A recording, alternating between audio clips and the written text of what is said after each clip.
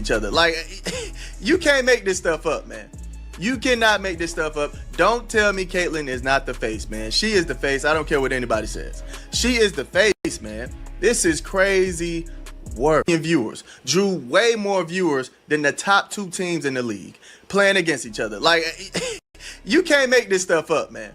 You cannot race over Caitlin Clark when Caitlyn numbers are dominating. Come on, man. She's top 3 in scoring, and but yeah, I think that would be the main team for me. They seem to play great defense, make it a hassle to find good looks, and they find a way to score, man. I mean, they didn't even shoot that well in the last game, I believe, if I'm not mistaken. They didn't shoot that well, but they did a great job having their defense turn into offense. So yeah, that'll be the main team I would want to avoid. But hey, I'm not scared of them. If we see y'all in the playoffs, just know y'all gonna catch that fever. You better have your medicine on you. We're turning on fire right now. We're heating up. Come on, man. Nobody's scared of y'all.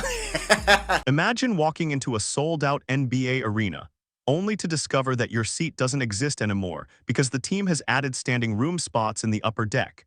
And they're charging $108 per person just to stand in a distant corner of the arena where you'd literally need binoculars to see which team has the ball. Now imagine those spots selling out in minutes instead of hours or days. This isn't some once-in-a-generation phenomenon. This is what's happening every single time the Indiana Fever take the court right now, and it's all because of one player. But here's where the story gets frustrating. On the exact same night that Caitlin Clark dragged 1 million viewers to the USA Network, demolishing the viewership of the top 2 teams in the league facing off against each other, ESPN's basketball analysts still can't seem to find room for her name in the MVP conversation. The league is silently profiting off the tsunami of interest she's created while simultaneously pretending it doesn't exist in their official narratives. That contradiction is about to become impossible to ignore. Somebody put out here, tonight, Fever versus Toronto, seats sold out. But they opening up standing rooms and charging $100 to see the Fever. CC the face. Fam, $108. Not just $100. 100. Now, one thing I can respect is that he came on with a basketball take. Shout out to you, dog. All right, shout out to you. We can have basketball conversations on ESPN. Let's give him a round of applause, ladies and gentlemen. All right. Let's start with the actual numbers, because this is where the hypocrisy really reveals itself. Clark is averaging 26 points, 3 rebounds, and 10 assists on a nightly basis against professional NBA-level defenders.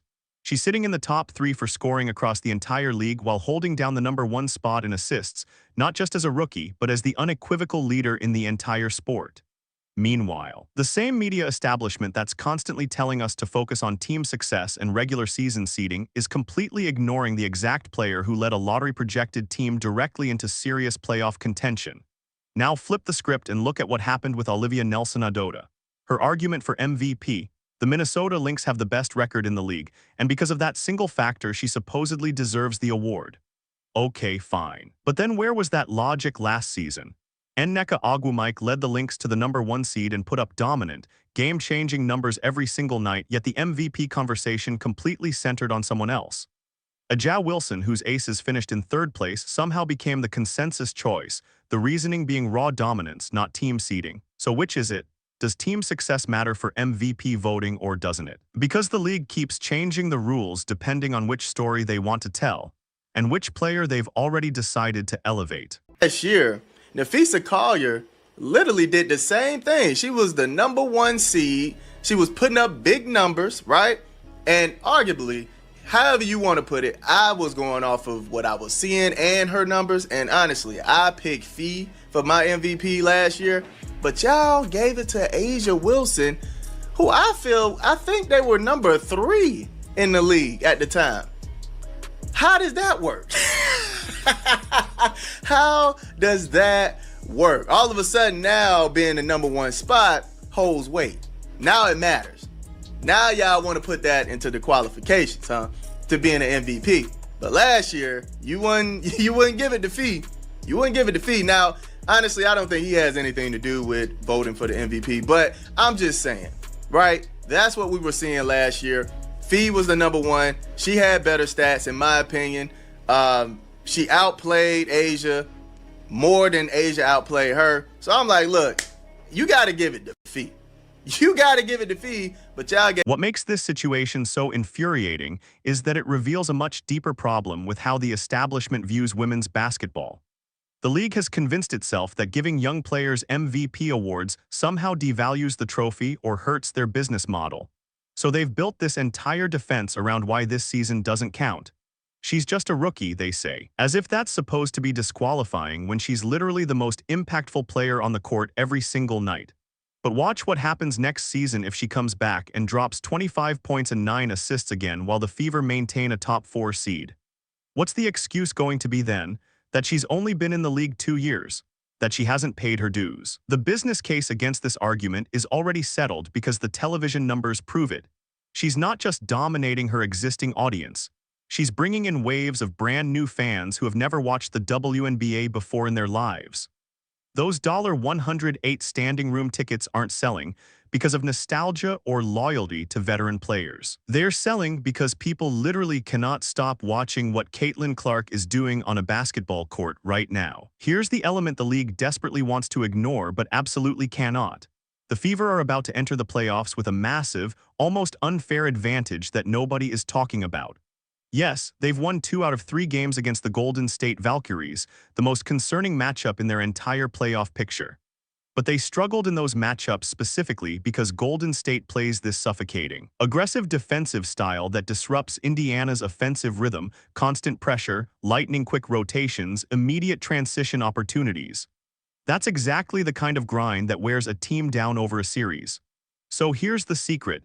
Kelsey Mitchell, their second star player, isn't on the Team USA Olympic roster, which means she's about to get weeks of complete rest and recovery, while every other superstar in the league is grinding through exhausting international competition on a condensed schedule. Think about what that means. The Fever's 2 absolute best players are walking into the most brutal playoff gauntlet in basketball completely fresh while the competition is limping in on fumes. A team with maximum rest, a clear identity, a second chance, and nothing to lose. That's not just a team that can compete. That's a legitimate threat to upset the entire balance of power. So let me ask you this directly. If Indiana goes on a deep playoff run, if Clark continues to put up these historic elite-level numbers on the biggest stage the sport has to offer, if those television ratings keep climbing into the stratosphere and every single arena completely sells out with fans desperate to witness what she's doing, does the mainstream media narrative finally crack? Or does the league double down on the same tired talking points and hope nobody notices the disconnect between what the fans are desperately trying to tell them and what the establishment keeps refusing to acknowledge?